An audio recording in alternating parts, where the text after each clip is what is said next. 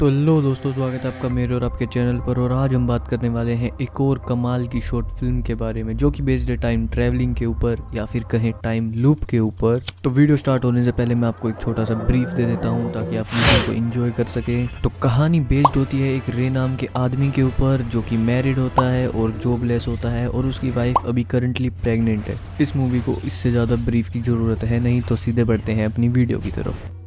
तो हमें मूवी की स्टार्टिंग में दिखाया जाता है कि रे न्यूज़पेपर पढ़ते हुए लंच कर रहा होता है और वो उसी न्यूज़पेपर में देखता है एक गराज सेल की एड। तो उसे देखने के बाद वो उसमें थोड़ा इंटरेस्टेड हो जाता है और पहुंच जाता है उसी गार्डन सेल वाले एड्रेस के ऊपर। तो रे को एक रोड क्रॉस करना पड़ेगा उस गराज में जाने के लिए। तभी रे देखता है कि उसके साइड वाले पेड़ पर एक लड़की चढ़ रही है, तो रे उसे इग्नोर करके आगे बढ़ जाता है। रे गराज के अंदर पहुंचने के बाद वहाँ का सामान देखने लग जाता है। वैसे तो रे को एक बच्चों वाला सामान लेने को भेजा था उसकी वाइफ ने, लेकिन रे को पसंद आ जाती है एक रिक्लाइनर चेयर। तो रे को वो पसंद आ जाती है। रे उस पर बैठता है और उस लीवर को खींचने वाला होता है, जिससे कि उस रिक्लाइनर चेयर के फुट रेस्ट बाहर आ जाते हैं।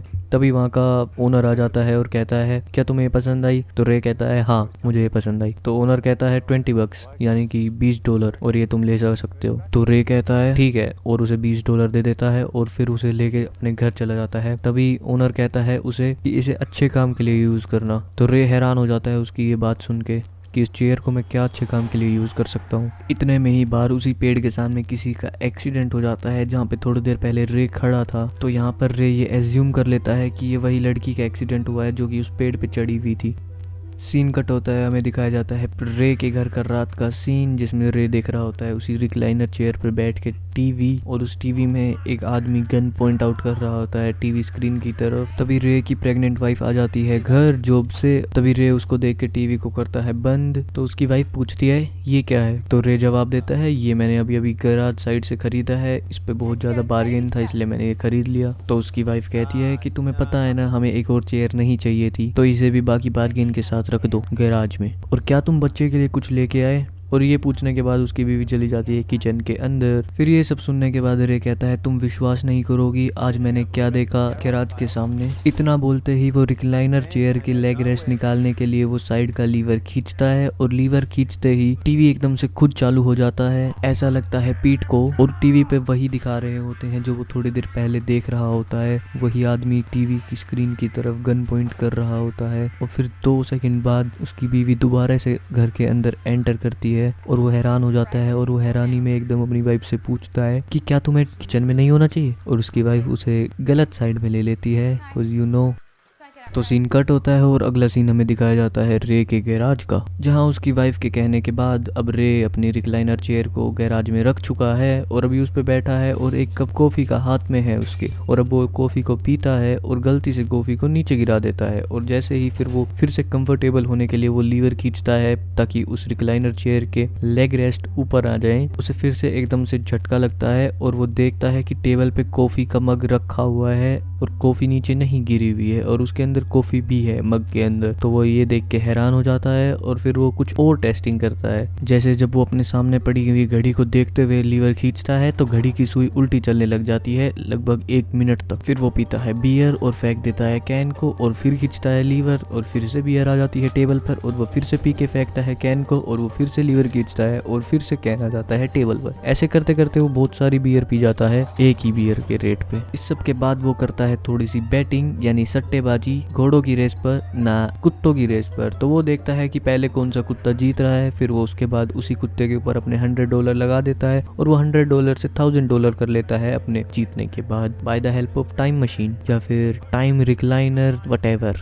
लेकिन इतना सब देखने के बाद मैं आपको ये बताना चाहता हूँ कि ये टाइम मशीन सिर्फ 1 मिनट बैक में जाती है, यानी 1 मिनट पास्ट में जाती है, जिसका इकलौता डाउनफॉल ये है कि अगर उसे 1 दिन पीछे भी जाना होगा तो उसे 1440 बार लीवर को खींचना पड़ेगा, और इतना करने में तो मेरे हिसाब से दिमाग तो फ्रस्ट्रेट होने वाला ही है। एनीवेज, इतना सारा पैसा जीतने के बाद वो अपने बच्चे के लिए खरीदता है टॉयज और किड्स का स्टफ। फिर सीन कट होता है और हमें दिखाया जाता है सुबह का सीन। सुबह बैठा होता है अपना रे चेयर के ऊपर, रिक्लाइनर चेयर के ऊपर, और अब रिक्लाइनर चेयर गैराज में नहीं है, रिक्लाइनर चेयर है उनके उसी रूम में टीवी के सामने जहां हमें स्टार्टिंग में देखी थी। तभी पीछे से उसकी वाइफ आती है और उससे पूछती है कि तुम यहाँ पर क्या कर रहे हो। तो रे कहता है मैं तुम्हें कुछ दिखाना चाहता हूँ, ये रिक्लाइनर चेयर एक टाइम मशीन है। फिर उसकी बीवी उसकी बात पे यकीन नहीं करती, कहती है कि तुम बहुत ज़्यादा लीचड़ हो, आलसी हो, मेरे दोस्त सही कहते हैं तुम बहुत बेकार हो, तुम एक अच्छे पिता नहीं बन सकते।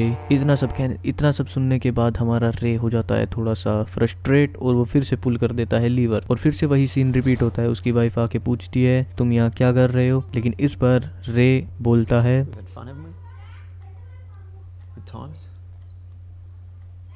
फिर उसके बाद उसकी वाइफ कहती है हाँ ऑफ कोर्स तुम हो, लेकिन हमें हमारे फ्यूचर के लिए एक प्लान बनाना पड़ेगा, तुम्हारे लिए, मेरे लिए और हमारी बेटी के लिए। इतना सुनने के बाद रे हो जाता है थोड़ा सा प्राउड और फिर वो थोड़ा सा हंस भी देता है। लेकिन उसके बाद जब उसकी वाइफ चली जाती है तो वो अपने थॉट्स में खोया हुआ होता है और वो 2-3 बार कहता है अ गर्ल। ये सब सुन के मुझे ऐसा लग रहा था कि वो बहुत पीछे जाने वाला है टाइम में और कुछ ऐसा करने वाला है जिससे कि वो गर्ल नहीं हो, शायद बॉय हो, लेकिन ये थ्योरी रॉन्ग है। तो कंटिन्यू करते हैं अपनी स्टोरी।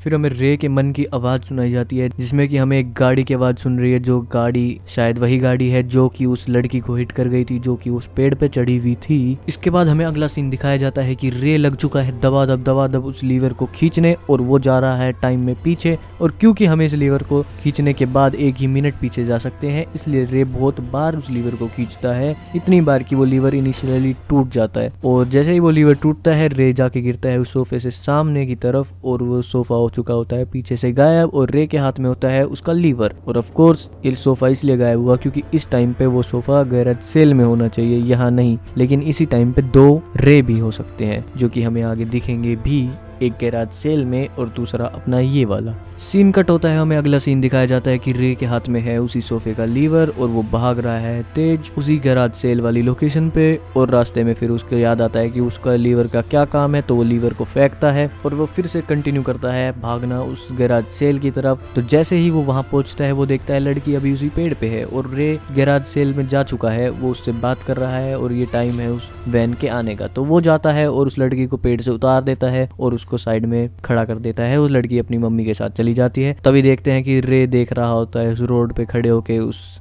लड़की को जाते हुए। तो पीछे से आती है वैन और वो हिट कर जाती है फ्यूचर वाले रे को, जो कि अभी पास्ट में आया था। और हमारा पास्ट वाला रे देख रहा होता है उसको कि अभी अभी किसी का एक्सीडेंट हुआ। वो सोचता है उस लड़की का हुआ जो कि उस पेड़ पे चढ़ रही थी, जैसा कि हमने देखा था मूवी की स्टार्टिंग में। तो इसी को कहते हैं टाइम पैराडॉक्स, जो कि इस वाली स्टोरी में मेनली इस चेयर की वजह से, आई मीन रिक्लाइनर चेयर की वजह से स्टार्ट हुआ था और खत्म भी हुआ था। इसी के बाद ये मूवी एंड हो जाती है यहीं पर और मूवी का नाम है लेजी बॉय।